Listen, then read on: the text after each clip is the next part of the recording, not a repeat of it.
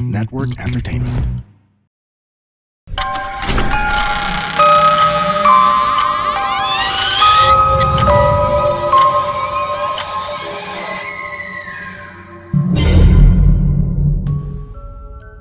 Ayun. Good evening. Episode Welcome 11 na. sa episode 11 ng The Red Grabe. Tuloy-tuloy na to. Pero pagdating ng episode 12, ano tayo, season ender. Pero walang Season pahinga. ender. Papahinga. Season ano lang. ender. Anong gagawin kaya? Ano bang meron sa season ender natin na aabangan dapat nila? Meron ba? Wala naman. Ganun pa rin. Abangan nila yung bagong season, yun. Oo, tama. Pag nag-end yung season, abangan nila yung bagong season. Pero wala nang break. Walang mahabang break. Ano lang. Pero, susubukan namin na magpasok ng mga bago sa bagong season. Ay, Ng bagong member. Charot. Maganda yan sa opener nung bagong season. Opening episode nung bagong season, 'di ba? Kasi marami naman na tayong nakausap na pwedeng sumama sa atin, pwedeng makipag Oo, may mga guests tayo. correct. I-set lang natin ng maigi. By August, Ghost Month. Yan, meron na tayo yan. Meron na ba tayong mga na-invite? Oo. Naantay na nga lang nila Actually, Diba ayun, na- nakalimutan ko ilagay sa baba. Ay, mali pa ang spelling. Di, okay lang yan. Sige, habang nilalagay mo yan, babati muna ako dun sa Yes. isang member ng ating community. Sinabi niya to sa GC, sa group chat. So, yung mga nakikinig sa atin sa Spotify or nanonood sa YouTube, pwede kayong sumali sa aming community and makipag-chat sa aming GC. Sabi niya, Tito James and Tito Ian, thank you sa bagong episode. Sa inyo ko naranasan yung pwede maging masaya at matawa kahit horror yung pinapakinggan. Napapasarap tuloy ang luto ko at gumagaan ang mga gawain kapag nakikinig ako sa inyo.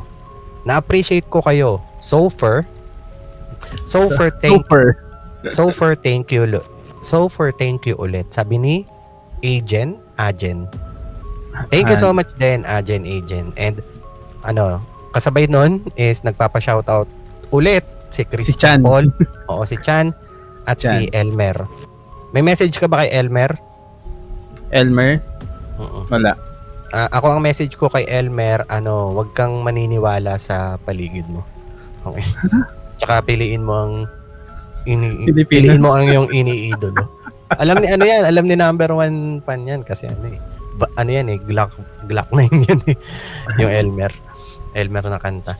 Anyways, ayun. Okay na? Ayan, Meron ako dito mga comments to from the last episode.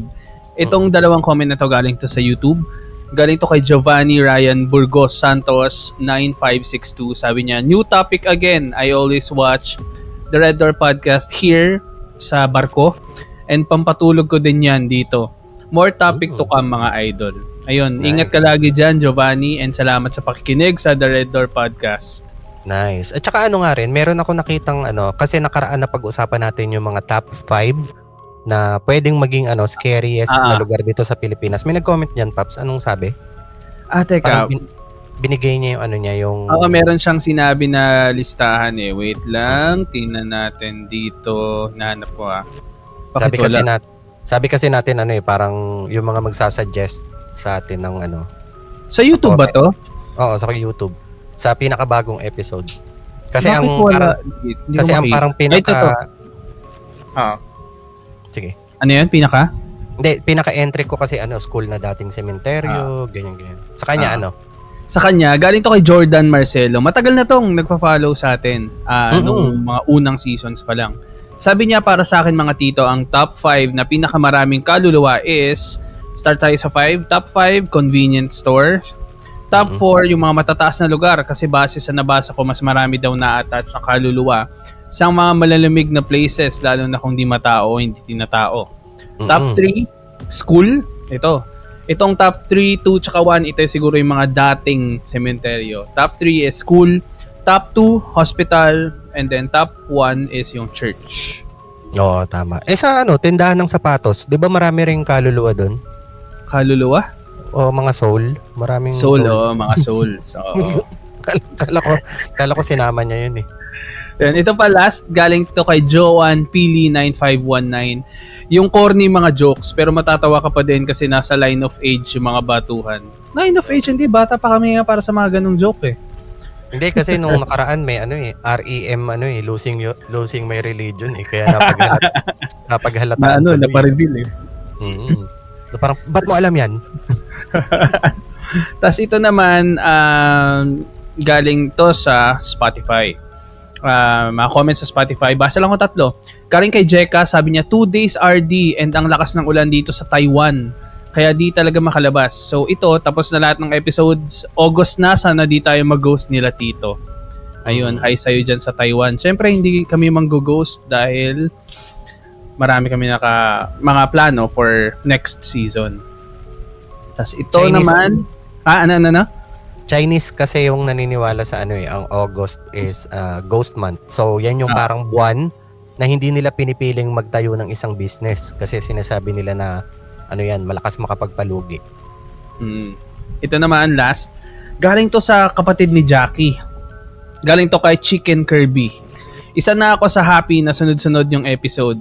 Nakakatakot, baka after this 10 years kayo mawala. Char. I really love your podcast. Thank you kasi binasa niyo comment ko. Sakto, hindi pa ako makatulog and 11:21 na dito sa Melbourne. Love you guys. Sa Australia siya. Galing to kay Chicken Kirby, kapatid ni Jackie. Ayun nga eh. Medyo late ko na nga na-realize. Akala ko talaga kakilala mo yung tinutukoy mo na Jackie. Yung pala si Yun si Chicken Jackie tsaka si Chicken Kirby. Ayan. So, tapos na. Maraming salamat sa mga nakikinig, sa mga comments na iniwan nyo. Binabasa namin yan. So, comment lang kayo and then malay nyo sa susunod, mabasa namin yung mga comments nyo. Pati yung mga suggestions nyo, pinag-iisipan namin yan kung paano namin pagsama-samahin sa iisang episode. Kasi minsan, yung iba nagsasuggest na yung mga cursed paintings, cursed objects, lost media. Parang nagpaplano na kami na ipunin yung mga suggestions nyo tapos pagsama-samahin sa iisang episode. So, meron tayong episode na labo-labo. Halo-halo, no? So, yun. Wag na tayong magpa-tumpik-tumpik pa. 7 minutes na tayong nag-uusap dito. So, doon na tayo sa pinakaunang kwento natin. Nakuha ko tong kwento na to sa Reddit. Tapos, English siya. Tapos, tinranslate ko lang. Gamit ang tulong ng aking kaibigan. At kaya medyo nagduda ako nung sinabi mong translate ko lang. Oo. Kinanslate ko, tulong ng aking kaibigan. Okay. At ang title nito ay Ang Multang Hindi Inaasahan. Multa. Okay. Sa English? Hindi ko na maalala eh. I'm not expecting, it's fine. I'm not expecting, it's fine. Teka lang. Ako ay nababay. Sige lang. Hindi ko alam ang tagal eh. Sige lang. Ayun. Okay, game.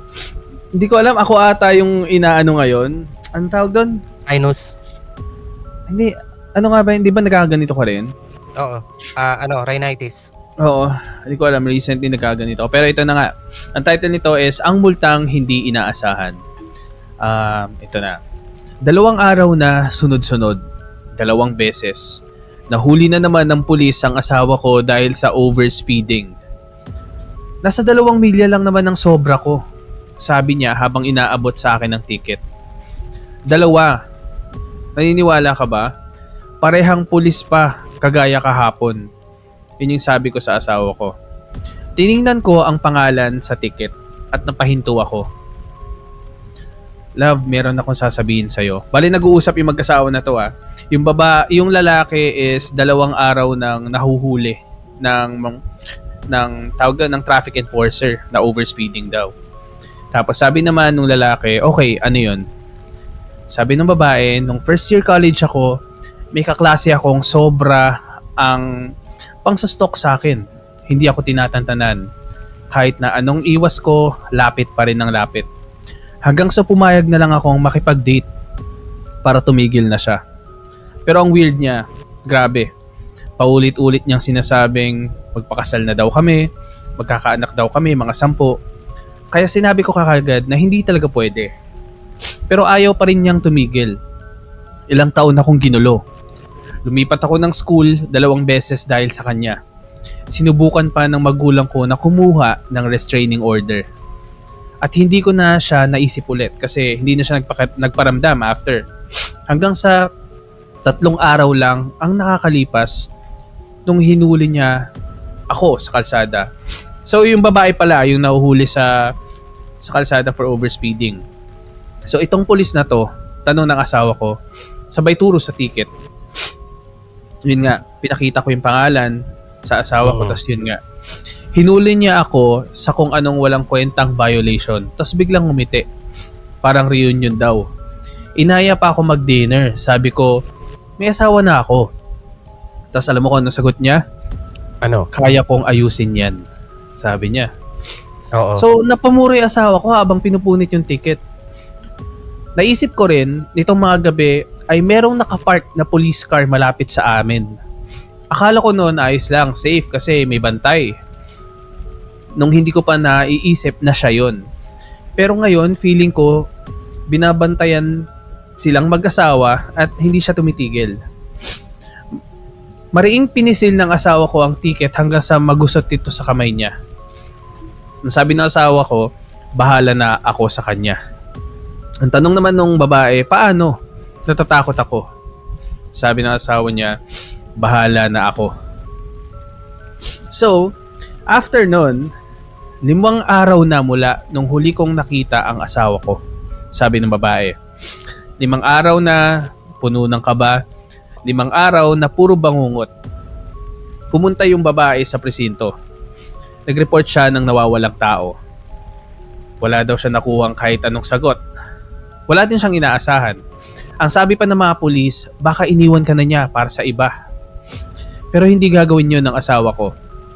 Hindi ako nag-report para mahanap siya, kundi para makuha ko ang atensyon ng stalker ko. Kasi 'di ba, andun din siya enforcer siya. Hindi pa ako nakauwi nang makita ko siyang nasa likod ko sa rear view mirror. Nag-flash siya ng ilaw. So tumabi ako. Lumapit siya sa kotse, nakangiti. Kumatok sa bintana ko na para bang regalo ako sa kaarawan niya. Ang hindi alam ng hayop, may tunnel vision sila. Focus lang sila sa victim nila. So hindi siya tumingin sa likod. Dire-diretso lang siya doon sa babae. Tapos biglang may mabilis na kotse na bumunggo doon sa pulis. Ang lakas ng tunog. Para bang nagkadurog-durog yung katawan ng pulis. Tinamaan siya ng buong lakas ng isang ninakaw na Kia Optima, isang kotse. At ang asawa ko ang nagmamaneho. Naghintay lang siya sa labas ng presinto kagaya ng plano namin. Naghihingalo sa kalsada ang stalker ko. Mas kaunti ang dugo kaysa sa inaasahan ko, pero kalahati ng bungo niya wala na. Tumakbo na ang asawa ko, nakaalis na. Ako, tumawag na ng 911. Hello? May na-hit and run po. Bigla na lang, hindi ko na maalala mga detalye. Tas sa dulo na pag-isip-isip ng babae, minsan, kailangan namang magpakawala ng halimaw para mapatay ang isa. Yun yung... Nice. Oo, di ba? Ito, Parang dito. Ang multang di inaasahan. Oo, ang ganda ng ang ganda ng parang pinaka last message niyo doon. Pero minsan mas nakakatakot 'yan pag ano kasi, 'di ba, dati na pag-uusapan natin na yung takot ng maraming factors ang pwedeng maging cause ng takot ng isang tao. Kagaya niyan kasi since nabanggit mo na English story yan. Sa Amerika, maraming takot sa ganyan sa mga stalker, stalking, sa mga fragging. Narinig mo na ba 'yon, yung fragging? Saan sa? Fragging. Fragging? Oo, fragging. Yun yung mga tao na nakikitira sila sa bahay. Nakikita sa bahay fragging? Meron akong kwento. Yung next na kwento ko tungkol dyan. Sakto. Grabe, hindi ko alam na yun yung story Kasi ang ganda niyan. May napanood kasi ako na isang movie about dyan sa fragging.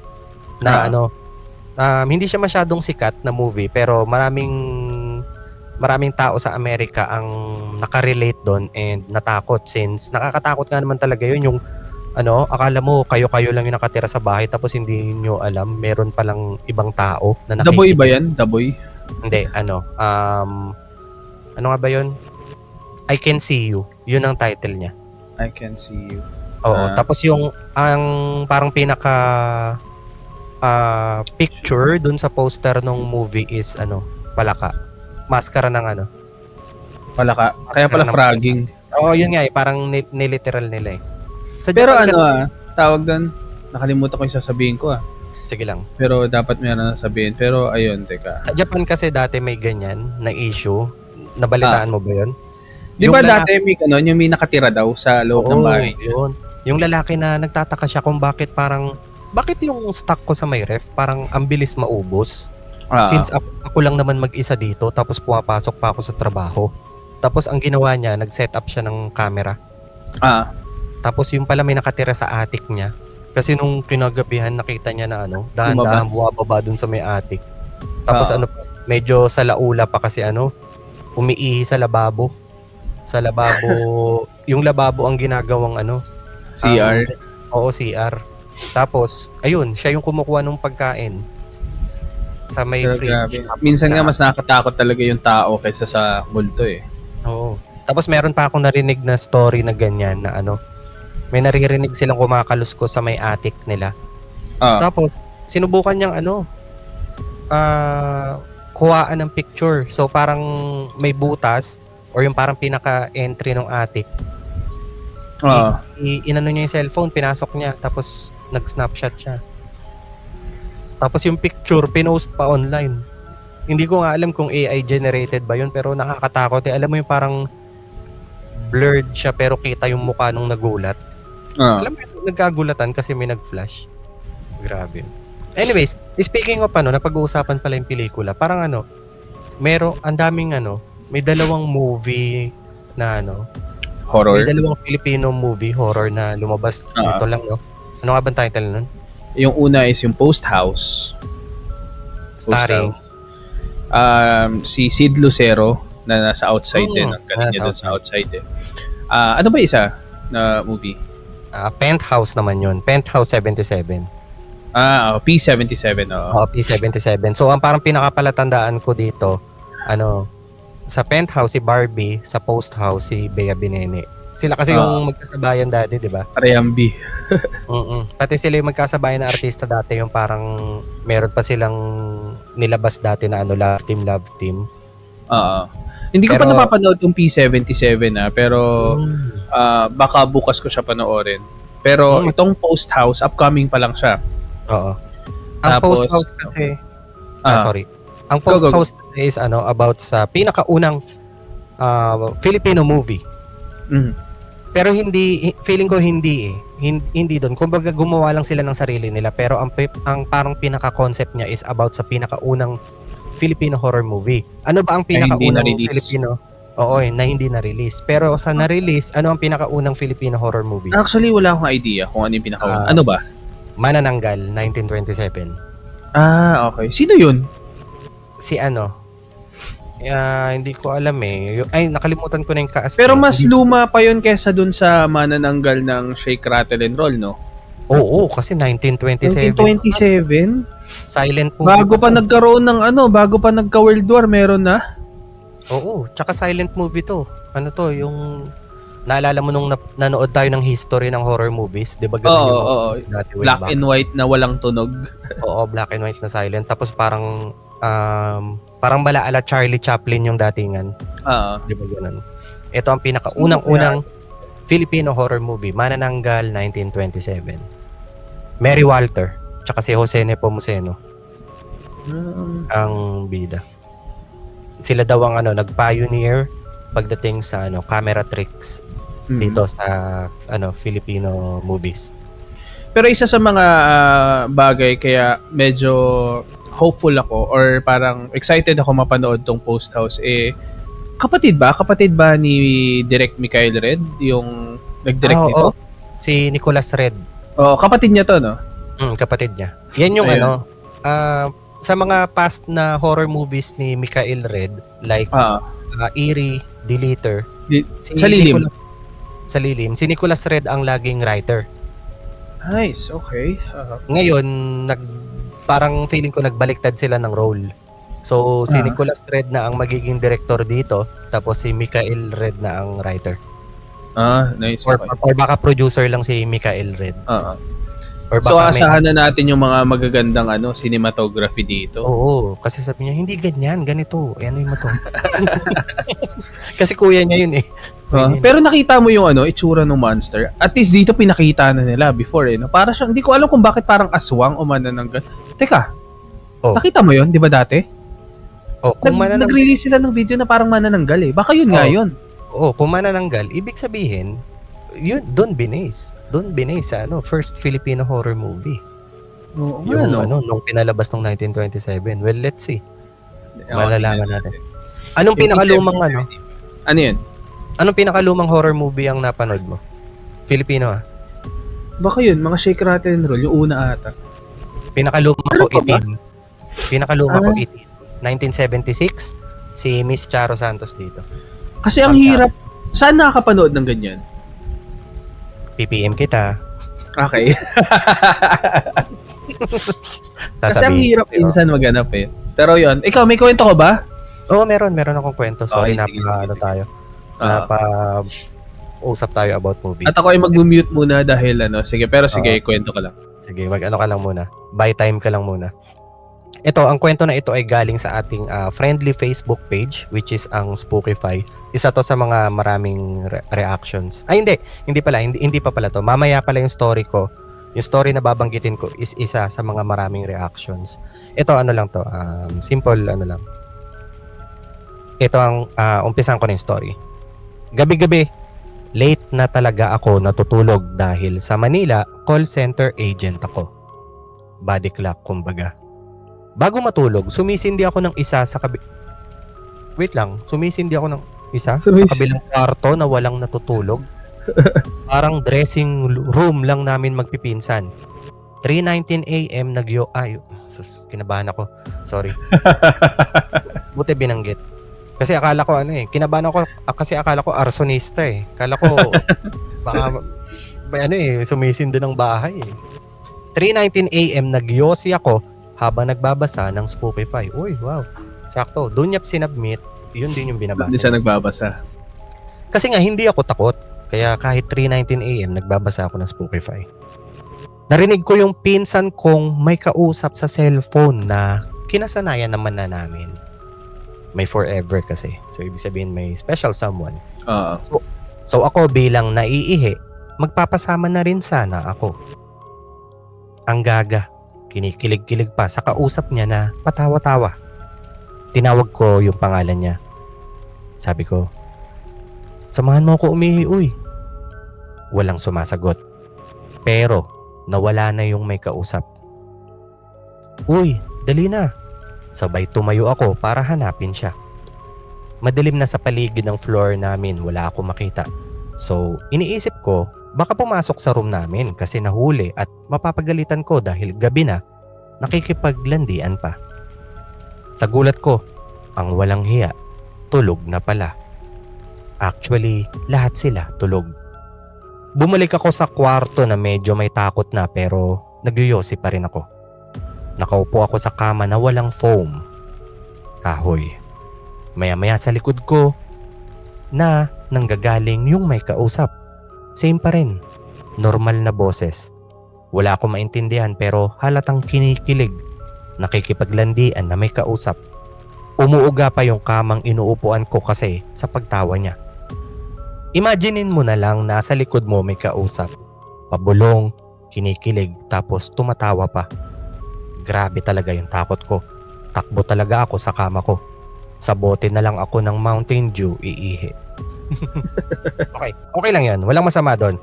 Walang masama doon sa pag-ihi mo sa bote ng Mountain Dew, pero make sure na itabi mo yan kasi ang kulay ng Mountain Dew baka may magkamali, 'di ba? Parang grabe na uwawa ko, parang gusto ko ng Mountain Dew.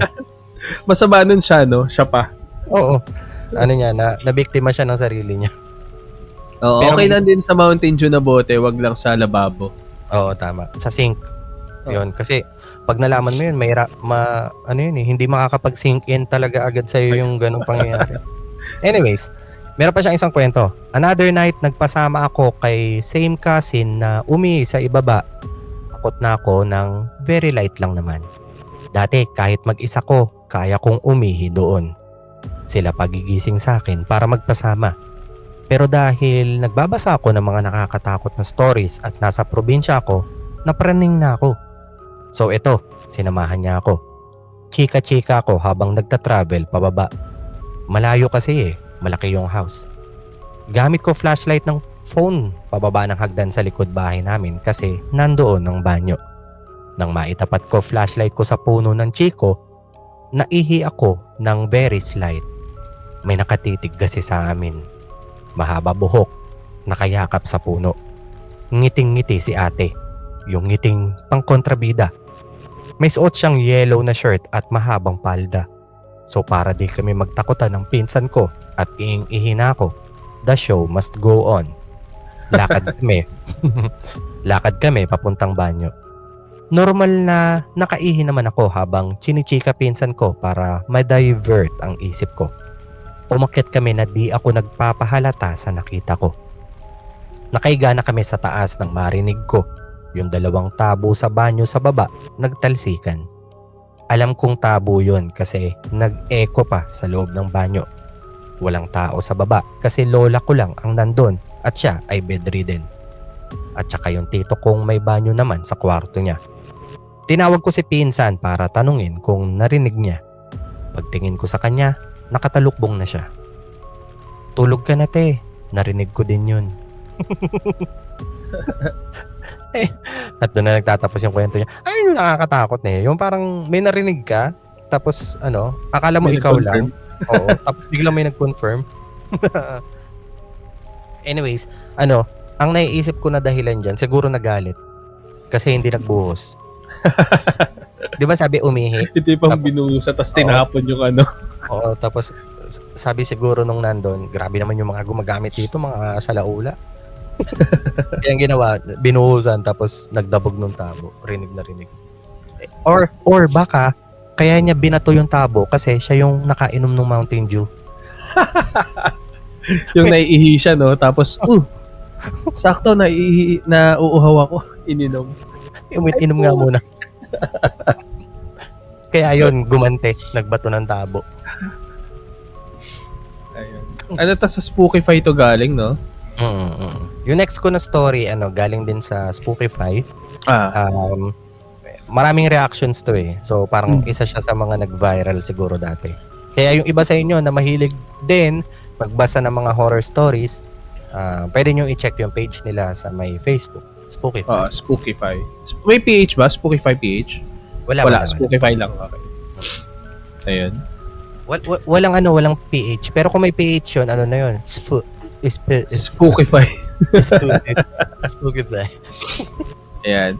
Kung meron pala kayong mga kwento, ayun, actually, pwede tayo magbasa ng isang kwento ngayon no? Kung gusto mo, James, ha? Pwede kayo mag-send ng kwento nyo dito sa kwentongrdp@gmail.com. Naka-flash sa screen kung nasa YouTube kayo. And kung naka-video naman kayo sa Spotify, may kita nyo dyan sa baba. Pero kung nakikinig lang kayo, it's kwentongrdp@gmail.com, KUWENTONGRDP@gmail.com. Ayun. Ayan, nakikita nyo nagpa-flash sa ibaba.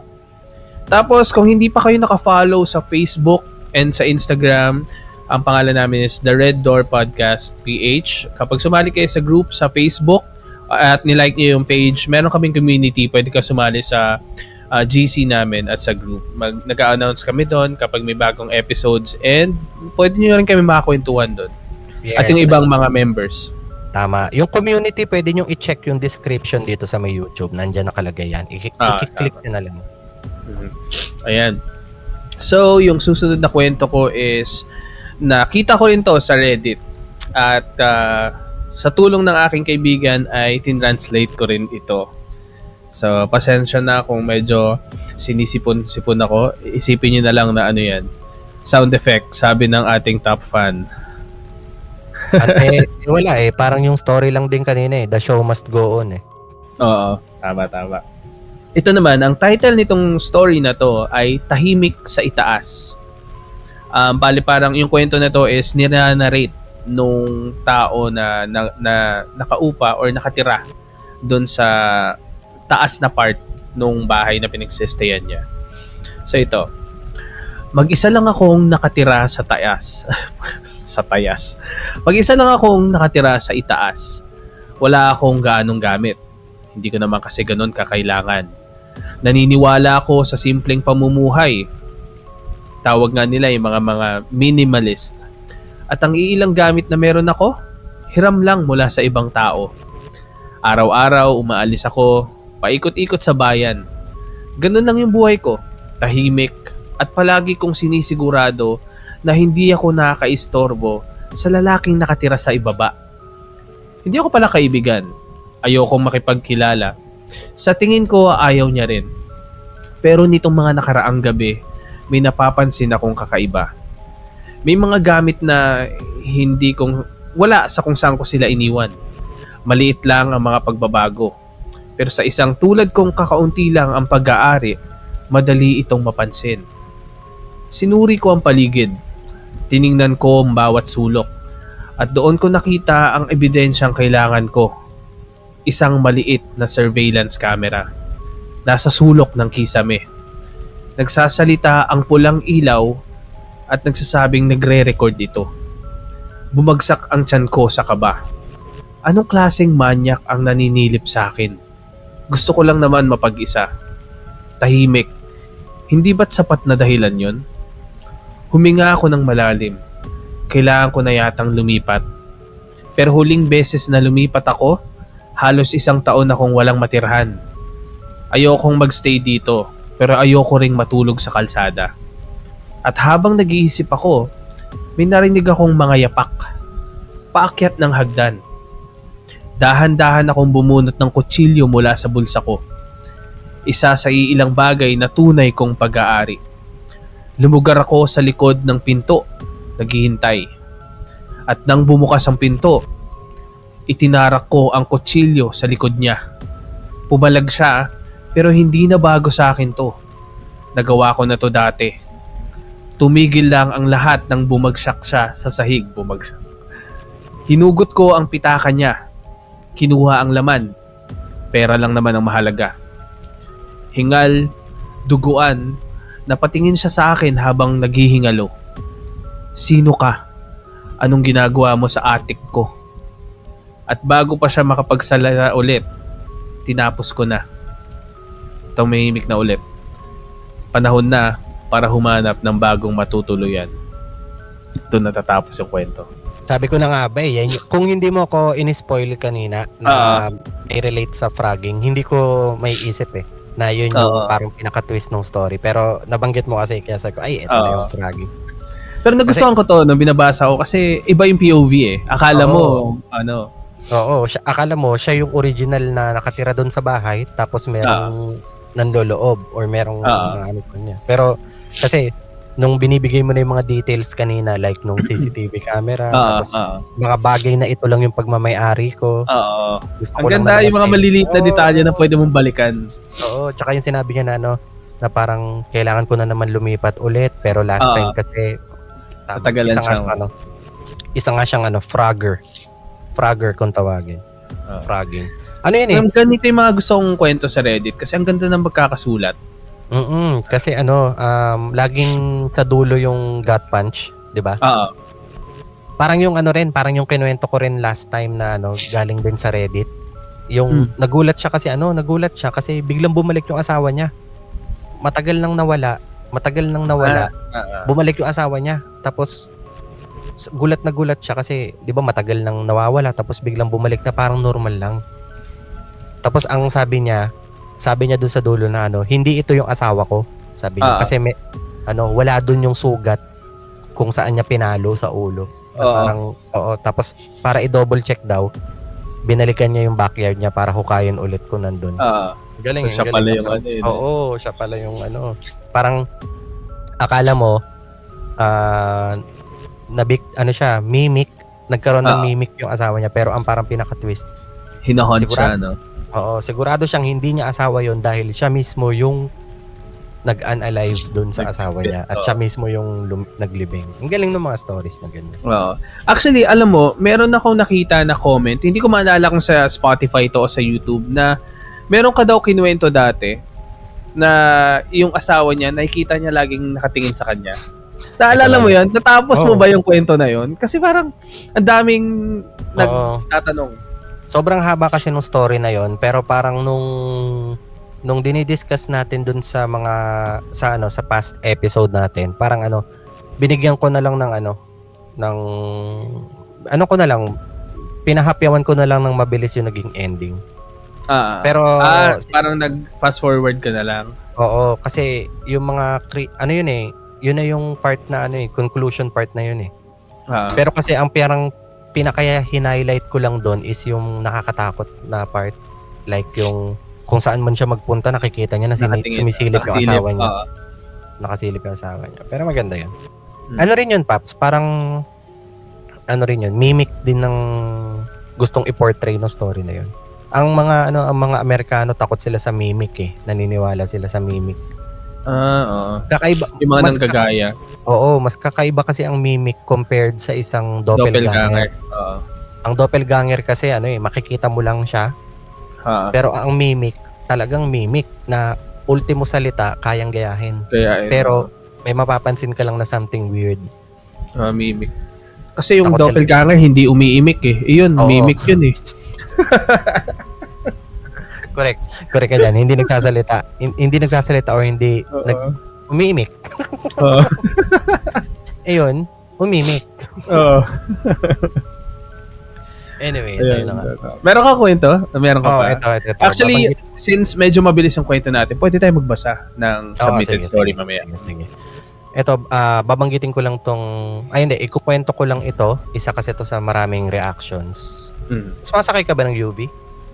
UVO. UV Express. UV Express, Ano yung napapansin mo sa UV? Bukod sa yung mga code nila. Kasi meron talaga ako meron akong fascination sa code. Sa mga codes. Alam ng top fan natin yan, yung fascination natin sa mga codes. Oo.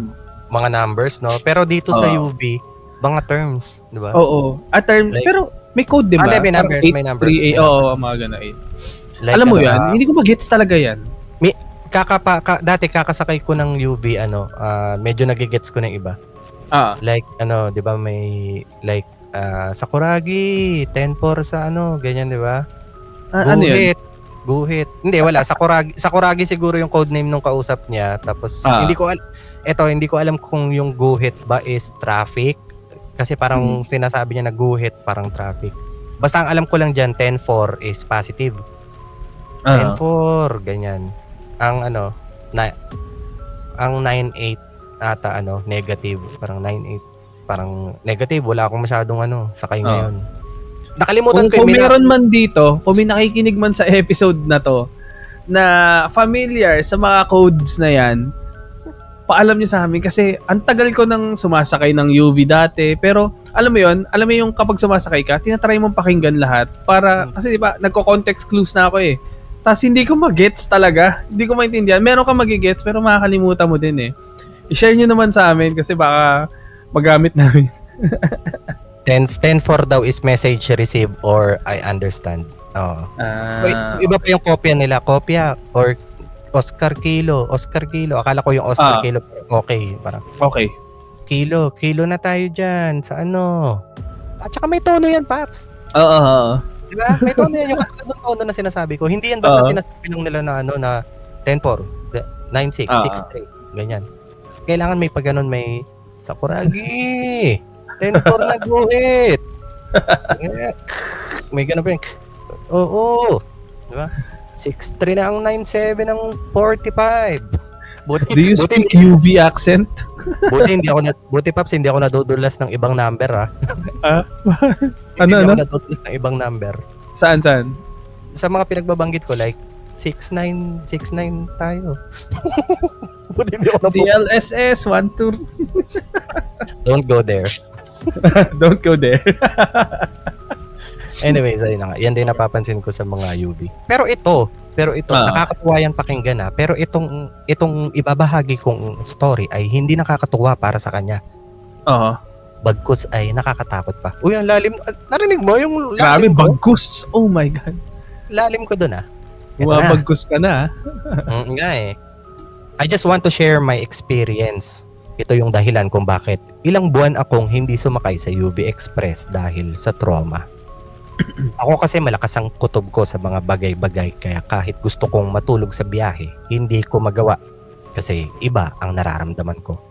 Something na kakaiba talaga. Hindi ako nagkamali. Nung nasa may part na kami ng Espanya, binuksan ni Manong driver yung FM para may pampabuhay naman sa loob. Nung una, okay ang tunog niya pero ilang saglit lang, naging choppy yung tunog. Nandito talaga. Yan. Basta ang sakit niya sa tenga. Ayan, sakto. Ang sakit niya sa tenga. Basta ang sakit niya sa tenga. Napaka-unusual nun kasi kung nawalan man ng signal yung radyo, mag-i-stop lang yon. Hindi ganun. Maya-maya, mas naging weird ang tunog after ng series of biglang nagkaroon ng matining na tunog. Yung sobrang sakit sa tenga kaya biglang napatay ni Manong yung radyo. Napatingin ako sa kanya at napansin kong nagtaka talaga siya. Umarap siya sa akin at parang pinalubag na lang niya ang loob ko at sinabing, nagloloko talaga minsan tong radyo. Pero bakas pa rin sa mukha niya ang pagtataka. Kitang-kita ko yon dahil katabi ko lang siya. Maya-maya nung nandun na kami sa may welcome rotonda, nagpatay sindi yung blue light sa FX. Seriously, lalo akong kinilabutan. Narinig ko pa si Kuya sa likod ko, nagsi-COC, na nagsabing, ano ba yan? Nakakagulat naman yung ilaw. Matagal lang nangyari to, Paps. COC pa eh. Matagal lang nangyari to dahil ang nilalaro pa ng tao sa likod ay COC. COC. Oo, tama, di ba? Liningon ko yung likod at medyo nagising yung isang ate sa likod ng driver. Pero nagtataka ako kasi parang hindi ko maaninag yung mukha niya. Pero sa isip ko nun, baka dahil natatabunan lang ng buhok niya. Maya-maya pa, nagbayad si ate na nanggaling sa Moraita. Kuya, latex lang po galing Moraita. Sabay abot niya kay kuyang nagsi-COC. Na pinagtaka ko, bakit doon niya inabot? Missing naman yung isang ate sa harap niya. Kaya medyo na beast mode si kuyang nagsi-COC. Nagka-clash ako eh. Oo, tama. May war eh.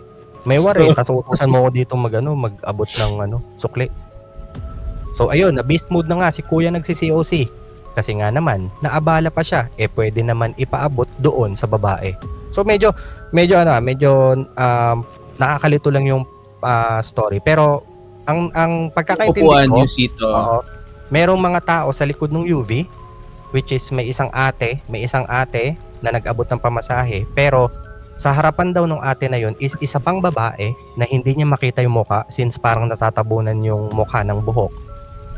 Hindi niya doon inabot yung pamasahe. Mas inabot niya pa doon sa may lalaking naglalaro sa kanyang cellphone. Na parang nagtaka sila bakit ang lapit-lapit na nung isang babae hindi niya pa doon inabot, di ba? So, titingnan natin kung ano ang misteryo nung babae na yun. Eto na. Ano ba naman yan? Sabi niya. Wait lang. Ano ba naman yan? Bayad daw, kuya. Tapos, pinasuyo sa akin ni kuya na kumuha na lang ako ng 10 piso at ipaabot ko na lang yung sukli ni ate. So, sige, ayos lang. Kumuha ako ng 10 piso at dahil ayoko nang ma-beast mode si kuya, doon ko na lang sa may dalawang babae inabot. Makikisuyo lang po, sukli daw po. Sabi ko, sabay abot ng sukli. Pero nagtaka ako, di lang ako pati ang driver at lahat sila. Ne, kanino mo inaabot? Sabi ni Manok. Doon po sa paglingon ko, wala yung dalawang babae na kanina lang ay natutulog. Wala talaga. Napatingin naman sa akin si kuyang naka-earphone at si ate galing sa Moraita ay nagsalita. Bakit po, miss? Tanong niya dahil natutulala talaga ako as in. Lumingon naman si kuya nagsi-COC sa tabi niya at napahinto siya ng paglalaro at talagang namumutla siya. Bigla niyang sinabunutan yung sarili niya. Miss, nakita mo rin ba? Nakita mo rin sila? Di naman ako nababaliw, di ba? Tanong niya. Mangiyak-ngiyak ako noon dahil akala ko ako lang ang nakakakita. Hininto ni Manong driver ang FX sa may footbridge sa may Delta para makarelax kami at kumalma. Sabay tanong niya, ano bang nangyari, Neng? Mangiyak-ngiyak pa rin akong sumagot, Kuya, meron pong 2 babae dyan kanina na natutulog. Promise po, kitang-kita ko. Sabi ko. Sabi naman ni Kuya na nagsisiyosi, ako rin po kitang-kita ko. Alam kong may katabi akong 2 babae dito kanina. Sabi niya, paano nangyaring wala namang sumakay na 2 babae dyan? Kayo-kayo lang pasahero ko. Sabi ni Manong. Sumambat naman si Kuya naka-earphone. Tsaka wala kaming nakita dito sa likod. Ikaw, mag-isa ang nakaupo dyan kanina pa. Wala kaming nakitang tao dito sa likod. Sabi niya at tumango naman si ate sa tapat niya. Okay. So, ibig sabihin, itong nag-share ng story is may nakita palang 2 babae na nakaupo sa likod ng UV na natutulog. Pero nung moment na iaabot niya na yung sukli is bigla na lang daw nawala. Tapos hindi niya ito guni-guni lang sapagkat itong si Nakita Kuya din. na naglalaro ng COC nakita rin pala yung 2 babae na yun. Eto na. Sa totoo lang, kahit di ko nakita, naniniwala ako sa inyo dahil iba rin ang pakiramdam ko kanina pa. Nag-pray kami na linid ni Manong para maging safe ang pagpapatuloy ng biyahe namin. Lumipat din si ate sa tabi ko. Bale, 2 na kami sa harap at si Kuya naman ay tumabi na rin dun sa isang kuya na nasa likod ko. Bale, bakante na ang pinakadulong part. Nagpatuloy kami sa biyahe. Nag-usap na lang kami kahit di kami magkakakilala para mawala ang takot na nararamdaman namin. So ayun, medyo kumalma na kami at umayos na ang lahat hanggang nung nandun na kami sa may footbridge sa may perya bago mag-ever, nagpatay sindi na naman ang ilaw. Maya-maya, may nagsabi ng, sa tabi lang po, boses babae. Napalingon si Manong sa amin kasi kaming 2 lang naman ang babaeng pasahero. Sabi niya, bababa? Sabi naman nung sumagot, sa SM pa po ako. Sabi ko, sa Litex pa po. Ay hindi, sorry. Hindi pa pala sumagot yung tinanong. Ang sumagot dito is yung 2 pasahero. Sa SM pa po ako, sabi ko. Sa Litex pa po ako, sabi naman ni ate na katabi ko. Maya-maya, kinalapit ako ni Kuyang naka-earphone sa likod at nanginginig niyang sinabing, tignan nyo, sila ata ang bababa. Paglingon namin, halos manigas ang buong katawan ko. Sa may dulong bakanting part, nandoon yung 2 babae na duguan ng muka at walang mata. At ilang segundo lang, nawala sila. Pero maya-maya, bigla na lang silang sumulpot sa may mismong harap ng FX galing sa bubong. Halos mamatay ako noon sa takot. Ano to? Premium? Na premium subscription yan. Anong judgment mo dito? Sunod no? Anong judgment mo dito sa story na to? Mga 80% fan fiction. Charot, hindi. Kasi parang yung mga ganyang klase ng kwento, parang yan yung paano ba? Sobrang ba? Parang ang hirap din kasi, ang hirap sabihin na parang hindi totoo or parang kwento lang kasi nangyari siya dati, COC pa lang eh. Parang feeling ko kung nangyari yan recently, magiging mas-sensationalize yung kwento na yan eh. Oo. At parang kakalat talaga eh. Oo. Pero kung kung hindi niya binanggit dito, Paps, yung yung biglang sumulpot sa harapan na parang isang movie. Galing sa sa bubong. Yung biglang combo na nawala sa likod tapos biglang bish, gumano. Totoo. Pero ang galing nung detail nung 'di ba kanina nabanggit niya yung binuksan yung radyo? Tapos nasisira yung frequency. O yan yung kasi sabi nila, pagka may pagka may presence sa paligid, nakaka-interrupt daw talaga minsan ng frequency. Ng signals? Oo, ng signals. Kaya nga, di ba ginagamit yung EMF? EMF, Oo. sa paghahanap ng kung may presence, kung may ghostly presence sa paligid. Kasi mataas yung frequency na ini-emit nila na detect minsan ng EMF. Kaya siguro minsan kapag may radyo tapos may ghostly presence is nai-interrupt niya yung signal kaya nagkakos ng ganyan na.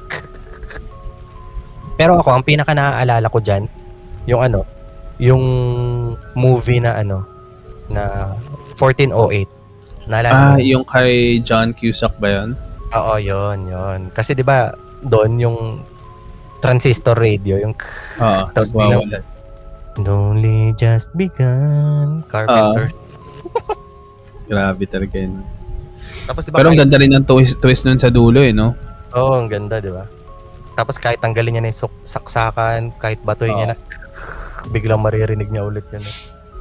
Nakatawa. Pero ang kulit din no? Mindfuck din na parang nagkaroon ng sariling mundo yung kwarto. Di ba? Yung painting yellow, tsaka Oo, yung painting nga, di ba na yung painting na parang may pirate ship na naglalay. Di ba? Umaagos doon yung tubig, tapos galing eh. Ayan. Ito, kwento ko, magbabasa na ako ng isang submitted na story. Itong babasahin ko na story is nag-send na to ng story sa atin dati. Kaya ako to pinili kasi gusto ko kung paano siya magsulat Madali basahin, tapos alam mo yun, parang feeling ko nagsusulat na talaga siya dati. Okay. Ayan. So, ito. Ano bang sulat yung mahirap basahin? Sulat yung ko. Hindi, dikit-dikit. Isang isang buong paragraph, walang Dati nung nagla-live ako sa nagbabasa ng horror stories live. Hindi kasi ako minsan nagpo-proofread para sulat din ako minsan. Hindi ko napapansin minsan yung story ko. At bigla na lang parang kasi yung tuldok niya. Oo, wala din minsan, no? Isa lang. Sa buong paragraph, isa lang yun, no? Yung pinakadulo lang. Ito kasi, pag titingnan mo, hindi ko pa nababasa to pero sa unang tingin pa lang, makikita mo na kagad na gumagamit siya ng paragraph, nagbo-bold pa siya ng mga words. So parang feeling ko, may mga naka-italicize pa ng mga words So walang M-dash, walang M-dash. Wala namang M-dash. Kasi grabehan na yun Natatawa bago may kwento natatawa nga ako minsan sa sa mga comments na nababasa ko. Kasi may parang isang article na na napagbintangan siyang gumamit ng isang AI tool. Dahil may M-dash.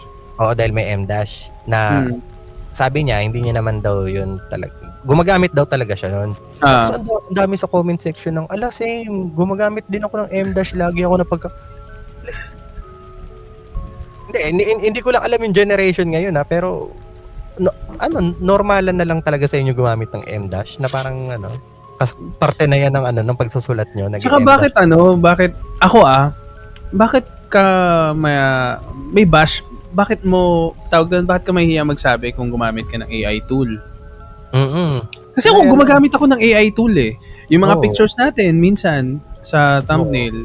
Pero siguro nga lang parang hindi nga lang siya ethical kapag gagamitin mo siya sa mga homeworks. Oo, syempre. Oo, may use case naman talaga sila na may parang paano ba? Sa ethics. Ethics. May ethical use talaga siya. Or minsan sa pagsagot sa isang argument.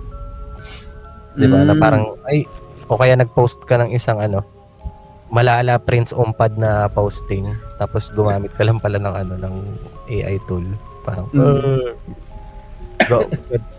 motivational pero AI may M-dash. Sabagay. Ayun. Dati rin nung nalaman din natin yung underscore, gamit na gamit din sobra sa atin yung underscore di ba? Sa email, di ba? Lalagyan ko ng underscore to. Kahit yung mga di ba, kunwari, gumawa ka ng account sa COC. Underscore. Ko rito. So ito na nga. Yung kwento is, ayun nga, galing to kay Winchi, kung naalala mo pa. Last time, kinuwento niya yung tungkol sa, ano nga ba to?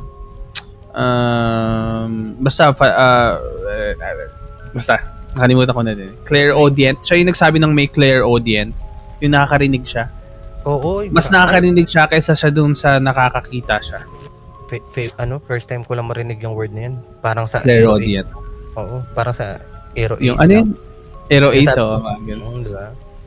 So ito, magandang araw ulit mga tito.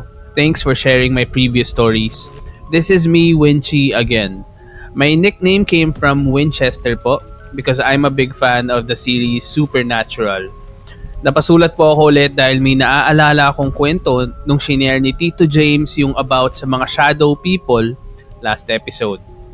Meron po kasi akong co-workmate. Itago na lang po natin siya sa pangalang V. Ka-workmate ko po siya since 2021. I love horror stuff po. Si V ang kaisa-isang ka-office mate ko na nakakausap ko sa mga ganitong bagay. This is one of our common interests bukod sa pag-stan ng P-pop group. Anong P-pop group ba yan? SB. SB19.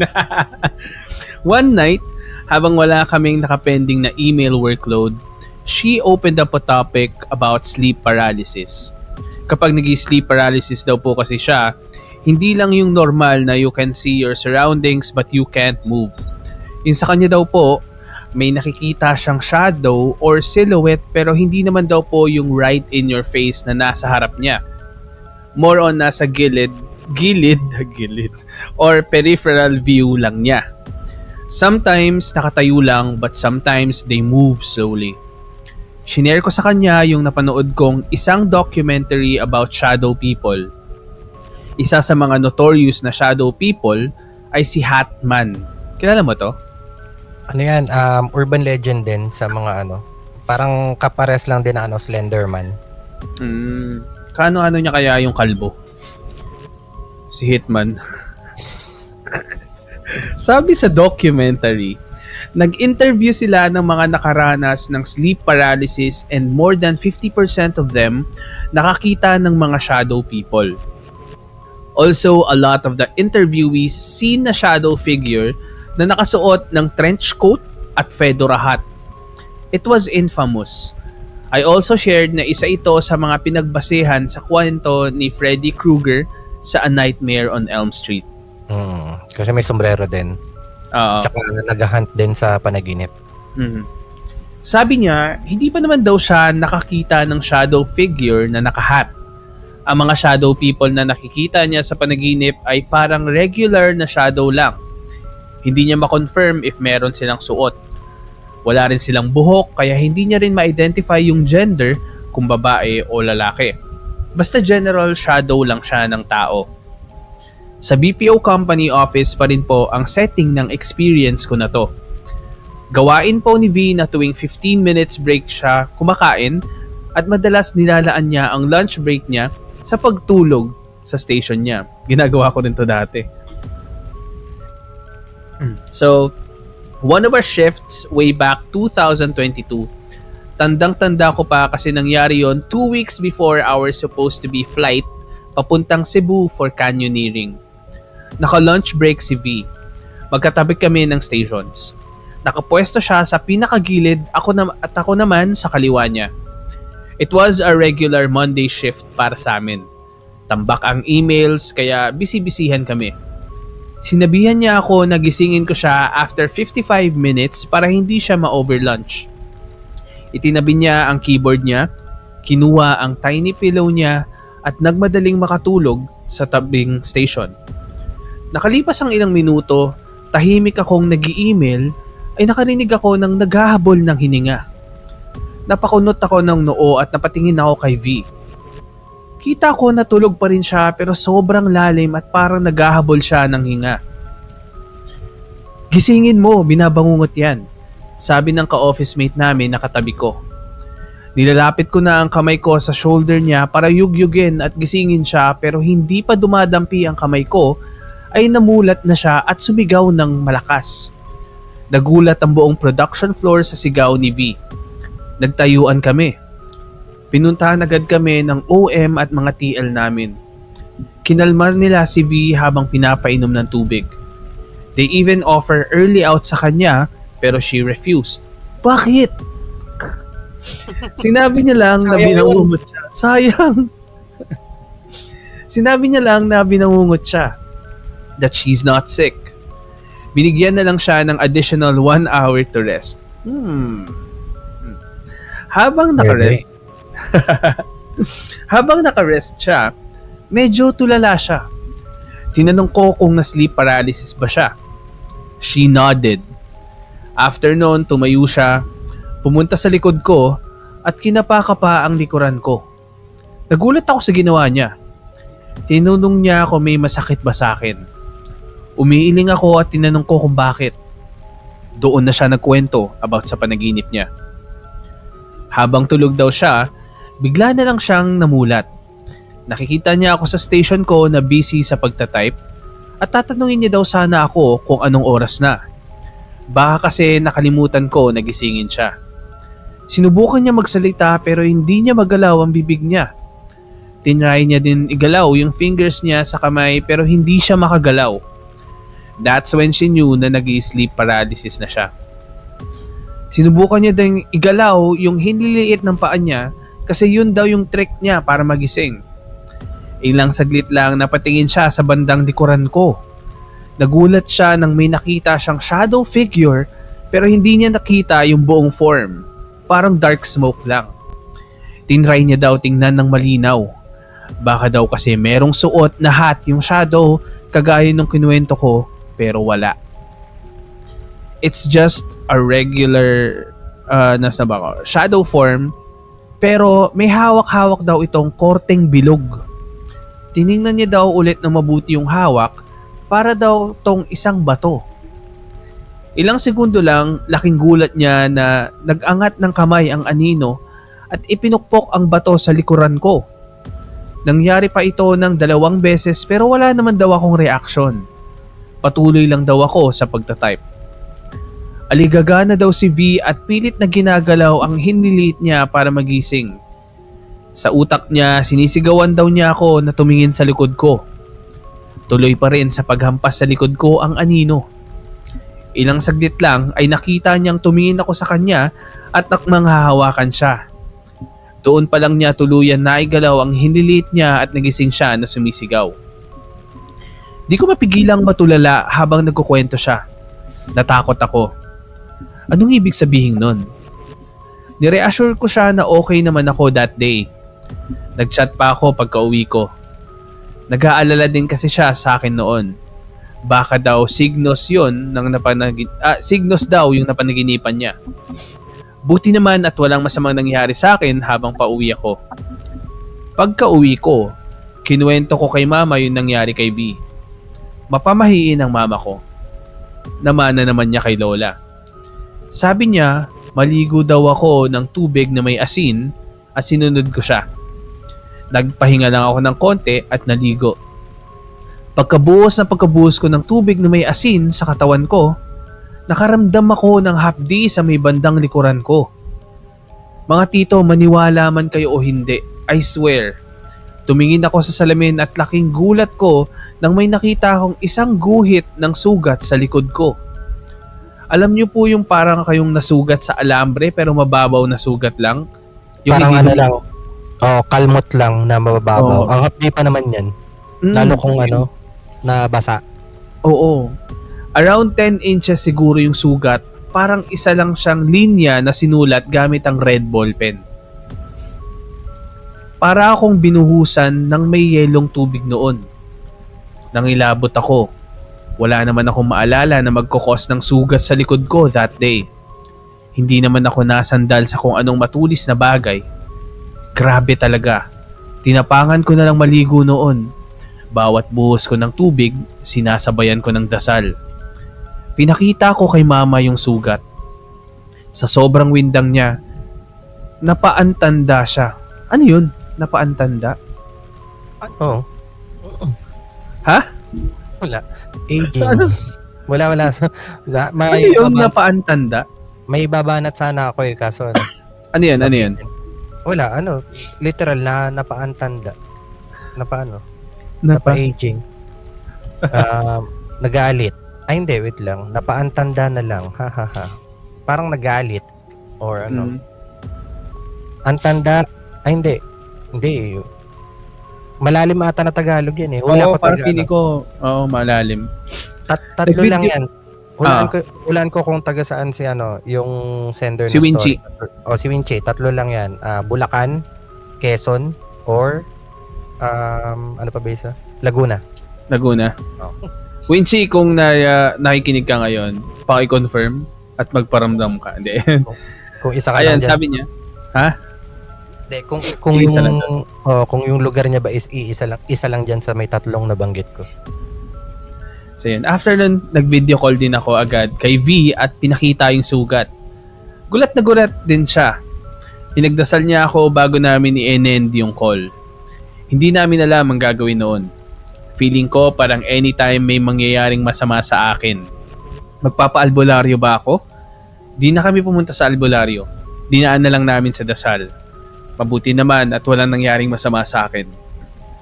Sinadjust din ni mama ko na wag nang tumuloy sa Cebu. Baka daw bad omen yung sugat. Mabigat man sa loob ko noon dahil super ready na ako for Cebu, kinancel pa rin namin. Hanggang ngayon, napapatanong pa rin ako. What if tumuloy ako sa Cebu? May mangyayari kayang masama sa akin? Madidisgrasya ba ako? Tatama ba ako sa bato sa cliff diving o madudulas habang nagtitrekking sa Mabatong Falls? Ang bato ba na hawak ng anino ay masamang signos sa sasapiting ko sa canyoneering?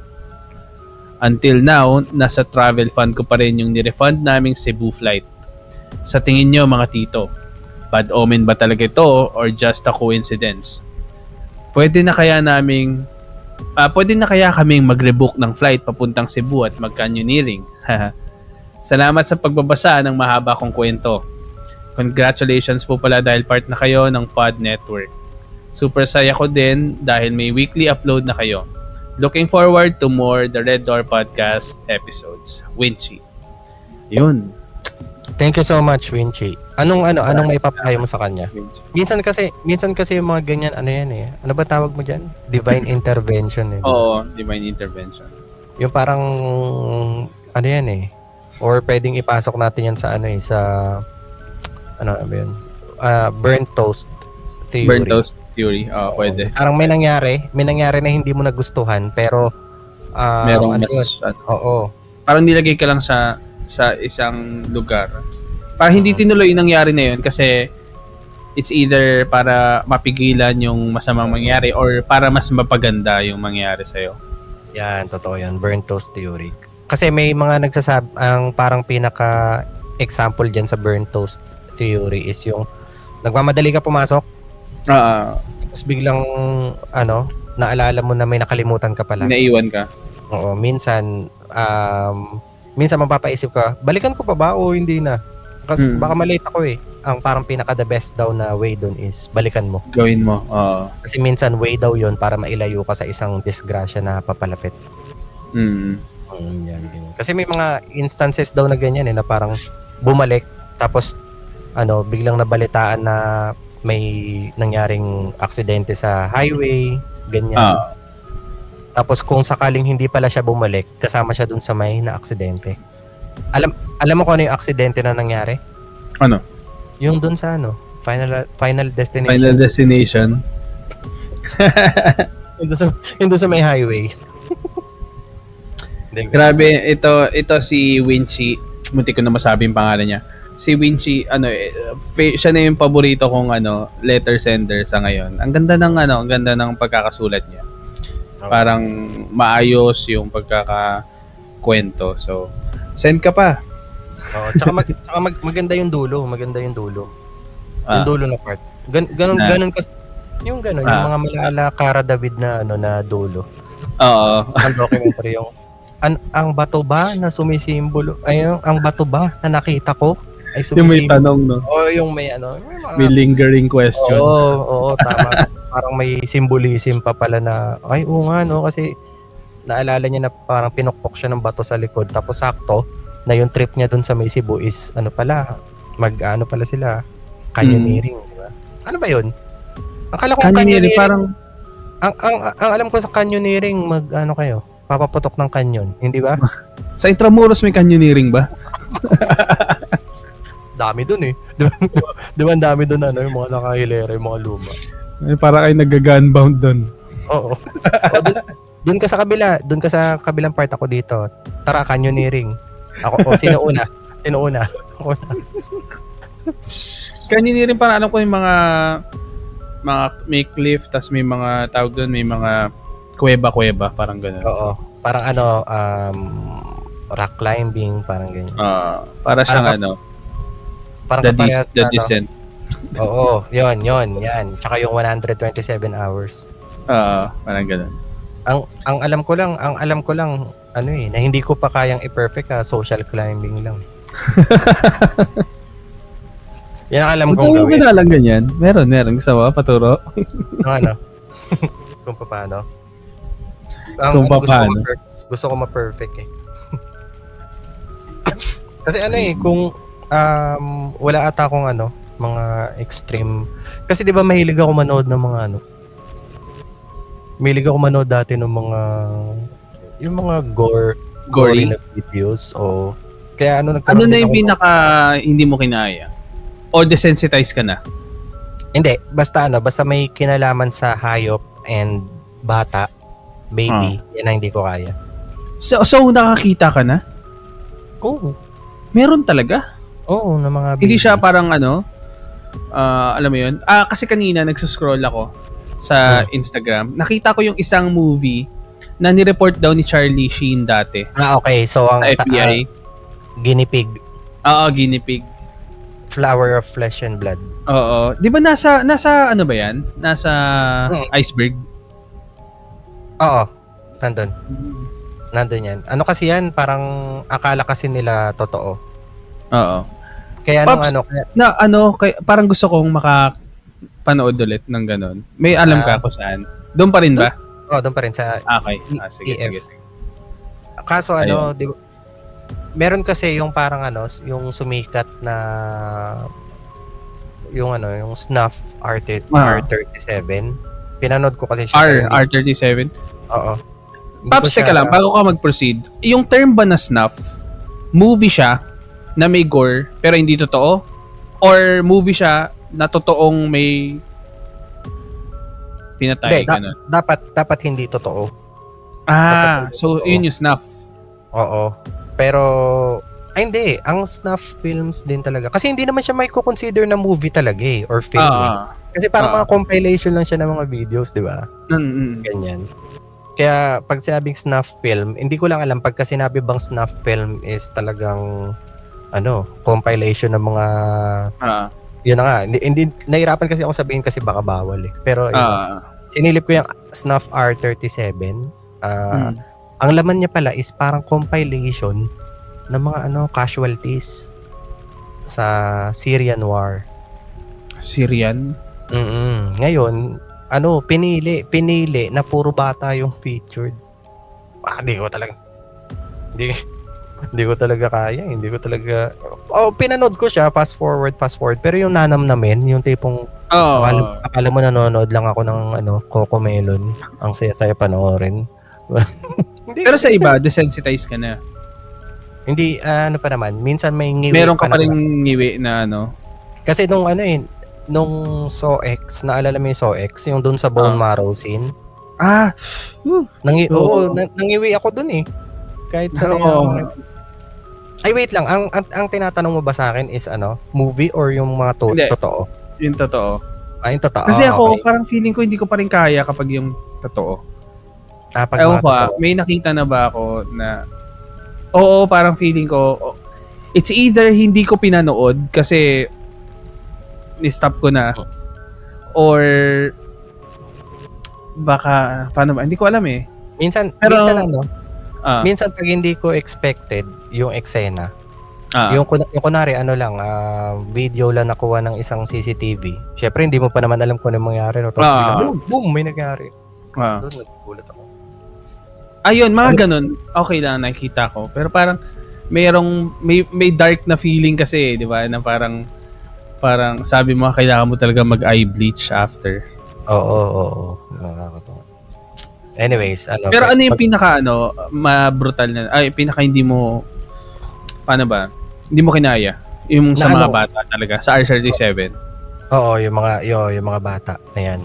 Tapos pagka kunwari nalaman ko na itong video na to is may animals na involved. Hindi ko na sinusubukang Ah, tignan. Kasi talagang parang hanggang loob ko hinuhukay niya pagka nakapanood ako ng ganun. sabagay. Kasi helpless talaga eh, no? Kasi yung ano nga lang dati, yung parang video about sa Yulin Festival. Ah, oo. Yung parang panawagan, yung parang Stop Yulin, di ba? Oo. Ay, talagang yung mga mukha nung ay basta talagang hindi ko makalimutan kaya parang simula nun di na ako nanood ng pag may mga hayop na involved. Oo. Hayop. So, uy. Ayun na nga. Ayun na nga. Sabay pa eh. Sabay. Ayun, so lagpas na tayo ng naka-isang oras mahigit na tayo. So, yun na nga yung 11th episode namin. May gusto ko sabihin? Napahaba na naman yung kwentuhan natin. So, yung iba ba na gustong mag-share ng story, kagaya nga ng sabi ni Tito Ian kanina, send nyo lang sa may email. Makikita nyo naman na nagfa-flash dyan sa ibaba. Ayan, sa kwentongrdp@gmail.com. And kung hindi pa kayo naka-follow sa mga social media accounts ng The Red Door Podcast PH, pwede nyo kaming i-follow sa Facebook tsaka sa Instagram. Tapos yung sa mga personal accounts namin, Tito James? Tito James Zhu sa lahat, tsaka Tito Ian sa lahat. Sa lahat na yan, Ayan. pag sinabi namin sa lahat na Facebook, Instagram, TikTok, and YouTube. Ay, Tito Ian Lee sa akin yan. Okay, Tito Ian. Ayan, tsaka TikTok pala din. Ayun, so naka 1 hour and 15 minutes mahigit na tayo. Maraming salamat sa mga nag-stay pa rin hanggang ngayon at nakikinig. Meron tayong ipe-prepare na medyo special sa next na episode natin dahil yun ang magiging season ender natin. Tama?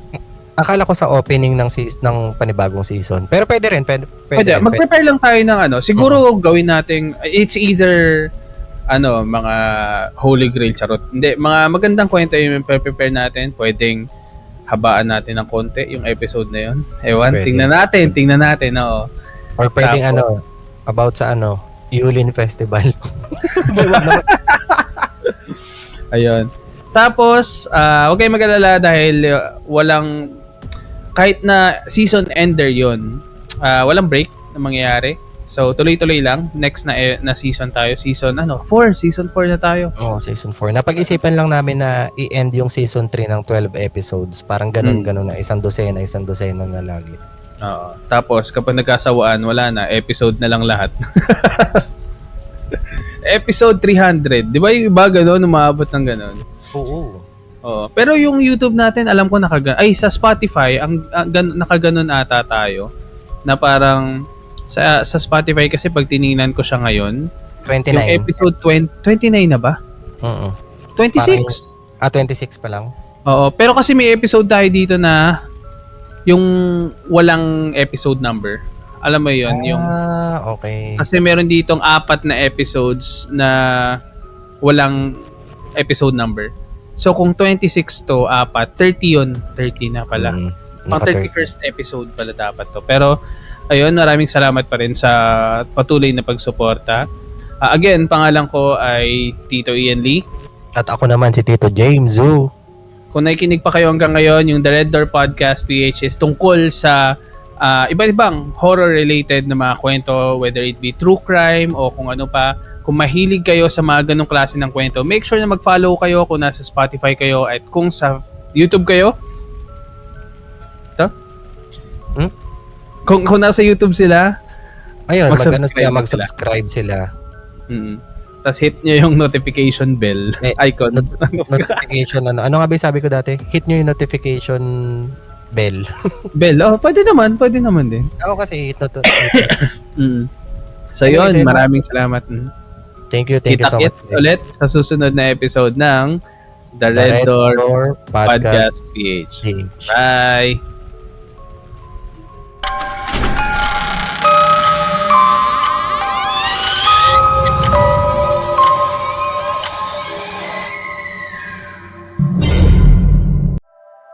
The opinions of podcast creators, hosts, and guests are not necessarily reflective of the official stance of the Pod Network Entertainment, its hosts, or other network programs. The content created by the people behind the podcast is personal and not meant to harm any religion, ethnicity, group, organization, company, or individual.